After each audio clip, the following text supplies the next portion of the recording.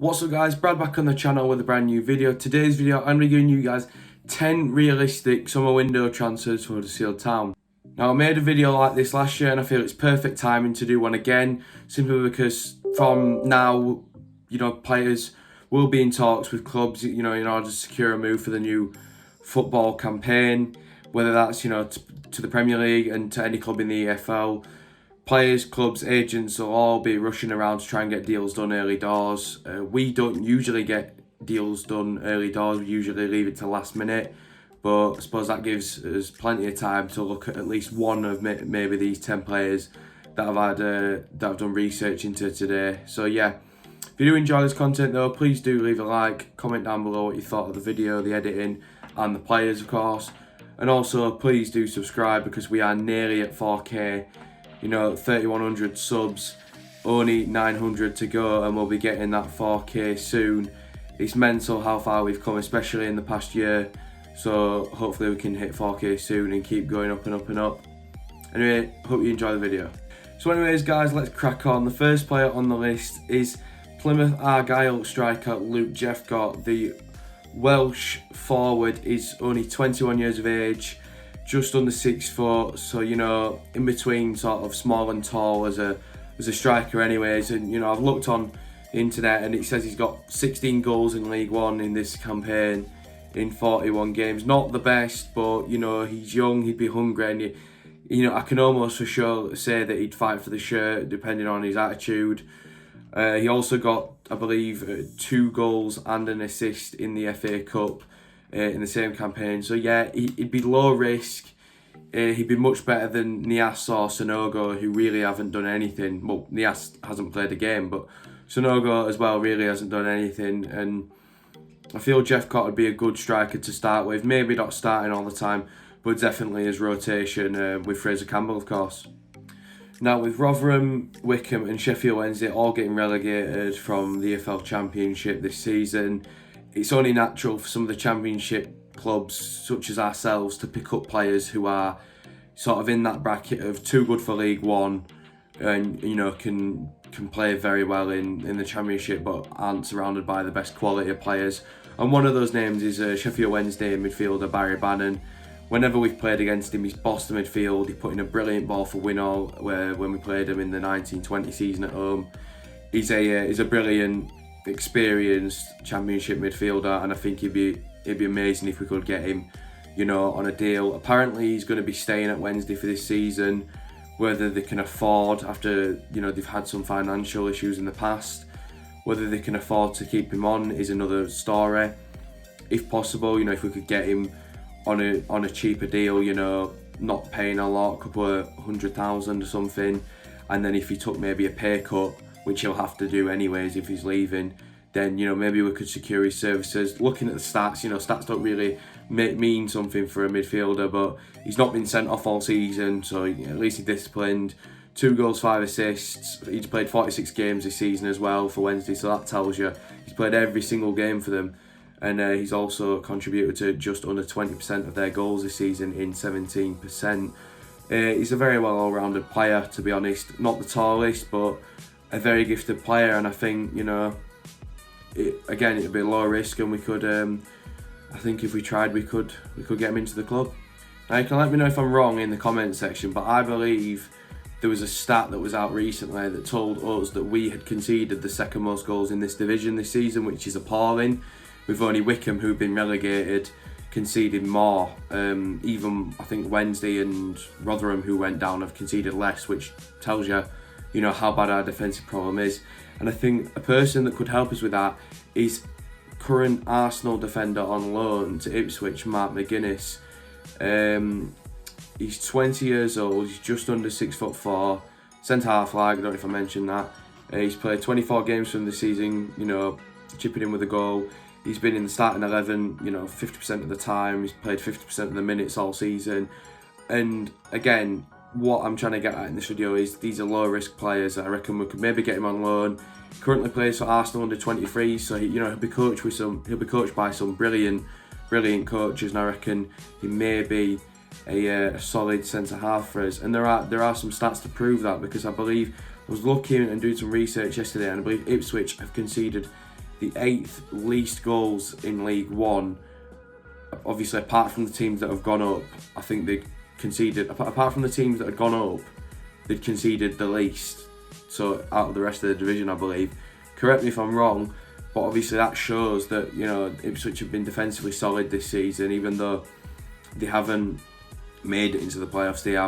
They've defended quite well, and I think McGuinness will be one of the defenders that's helped that. So like I say, maybe not permanent transfer, because bigger clubs usually don't let the younger players go unless it's a big fee, but you know, they might do a Chelsea and try and get money off us for like Izzy Brown and Casey Palmer did when that happened. But no, I reckon we could get a loan deal, maybe a 1 year or a 2 year with a loan to buy. I don't know, whatever works really, but he looks like a decent player, so it'd be good if we could get him in. Now the last few players we've talked about all fill in key roles of where, you know, we lack at the moment, and I think this player will also help that out. You know, it may push Karoma to the right side, or this guy might go to the right side, but the player I'm talking about is Ronan Curtis of Portsmouth down in League One. So Portsmouth have bottled getting into the playoffs this time, even though they bottled promotion last time, which obviously it's sort of sad to look at with the Cowleys managing them now. You know, I kind of want them to do well, but if we can pick up Curtis, you know, and some players that might want to make the jump up to the Championship, then that's brilliant for us. Yeah, Curtis looks like a brilliant player. He's played 42 games this season, scoring 10 and assisting 7, which is brilliant for a winger. He's in the starting 11 just under 80% of the time. You know, he's playing 3/4 of the minutes that could have been played this season, and he's, you know, got goal contributions in 1/4 of the goals. So yeah, 6 foot tall, attacking left-sided winger. He may be what we need. He's out of contract in 2 years' time, which isn't the longest, so we'd have to pay, but hopefully it wouldn't be too much. I reckon they may let him go if we offered, you know, maybe 2 million or so. That does sound like it'd be out of our budget, but we're going to have to spend eventually, and this guy could be one of those players. He looks very good indeed, and look, Portsmouth finished 7th. The reasons why they've not got promoted, it looks defensive if I'm being honest. You know, the last few games they've conceded heavily, so maybe it is defensive and maybe the attacking players aren't the problem, which obviously would benefit us if we were to secure Curtis's services for next season. So the next player on this list would be a backup as such, maybe in rotation with the players that we've got there at the moment. Could be converted into a wing back, who knows, but it's Hayden Coulson of Middlesbrough. He's a left back, you know, he's 22. He's played 17 games for them this season, which is, you know, not the most, but, you know, he's young, he'll be hungry, he'll play for the shirt hopefully, and he's had plenty of experience, you know, within other clubs, playing for Cambridge and St Mirren up in Scotland. So, you know, Scottish Premiership and League 2, but Cambridge about to be League 1 after being promoted. But yeah, so he's got experience in the EFL beforehand. It could be a good signing. Like I say, it's low risk, so maybe not the best signing in the world, but you know, Toffolo got injured this season and we had no one to cover that left back spot. So if we did have a player like Hayden Coulson, then we could cover that spot, you know, quite comfortably really, instead of having to put Piper in right back and, you know, Duhaney, who doesn't play, or Duhaney, sorry, who doesn't play for us anymore. There'd be no one to go in right back apart from Juninho Bacuna, but he looks like he might be on his way out. So, you know, Coulson would look like a good backup to Toffolo, maybe even could play them both if one of them plays an attacking role. But yeah, if Toffolo gets injured, we are screwed as it stands. So I think Coulson could be a good player to be a backup for him. Next on the list is 22-year-old Robert Atkinson of Oxford United. He's a centre-half. You know, he's played 39 games this season, chipping in with an assist and a goal. He's played 83% of the minutes and 85% of the time he started. Left-footed centre-half, which would benefit us. You know, with Keogh looking like he won't play much next season and Sarr being very shaky at times, it's good to have a left-sided centre-half, and I think, you know, Atkinson would be a very good centre-half. It's a massive if though, because if Oxford get promoted, which is possible with them being in the playoffs, I believe they are, he'd have no reason to come to us because we'd be in the same league effectively, and he's always going to be loyal to Oxford in that situation and play the season out with them. But if it's not to be, and you know they bought a promotion like they did against Wickham, then we could pick him up maybe for a couple of million. Like I say, it's a big if, but he looks like a very good prospect, and he's played a lot of minutes this season, and he's been a very solid defender for Oxford and one of the best in League One from what I've heard on Twitter. A lot of people are talking about him, so maybe a good player to possibly look at bringing in. Next player on the list is former Hull City winger Kamil Grosicki, I believe I pronounced that right. He's 32 at the minute, and he's not played at all for West Brom, who signed him from Hull for a fee of about just under $1 million. Like I say, he's not played, and he was brilliant at Hull alongside Jared Bowen. Both wingers were very good in their own way. Bowen probably being the better, but Grosicki was still a solid player on his day, and he'd score loads for Hull. Like I say, not as many as Bowen, but like I said, he's not in contract at the minute at West Brom, so we could pick him up just on a wage really, and if he fancies coming back down to the Championship and finding a club, hopefully we could be that club that gives him a chance in the Championship once again. Next up on the list is former Norwich City goalkeeper John Ruddy, currently at Wolves, but his contract expires literally in about a month and a couple of weeks. The guy's had an enormous career. He's played for loads of clubs. Just looking here, he's played for Cambridge, Wrexham, Walsall, Everton, Bristol City, Motherwell. He's played all over with a career that's been going on for the past 14 years. Like I say, he's got plenty of experience. Very good goalkeeper on his day, but with Rui Patricio being in goal for Wolverhampton, he's never going to get over him. But yeah, he's 34, he's out of contract, he'd be a decent player. And look, as good as Schofield is, sometimes his positioning is questionable. Sometimes he's got soft hands. He's bailed us out plenty of times. I'm not saying he's not good, but he's not got the most experience of being a goalkeeper and playing for a full season. This is his first full season at a Championship level club. So maybe Schofield could learn something off John Ruddy as well. We've got to look at it that way. But yeah, he looks like a good player, good keeper, and it has been for a number of years. I reckon we bring him in. Obviously, it'd just be a wage, so we won't have to pay a fee. So yeah, that'd be another positive to if we could get this deal possibly in talks. Now the next player on the list is someone who has been promoted many times from the Championship. I believe season before and this season, and it's Mario Vrancic, I believe I pronounced that correctly, of Norwich City. His contract runs out at the end of the season. The Bosnia international.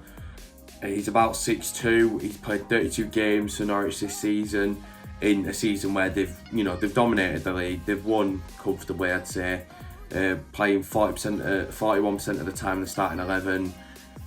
He's a left-footed player as well, and we probably need some of those, to be fair. He's played in Germany for a long time, playing for Mainz, and Lösel was from Mainz, and he did pretty good for us. So maybe there could be a similar effect there, playing at Dortmund, number 2, where we got Wagner from, of course, Paderborn, Darmstadt, and until he joined Norwich at the end of the 17-18 season.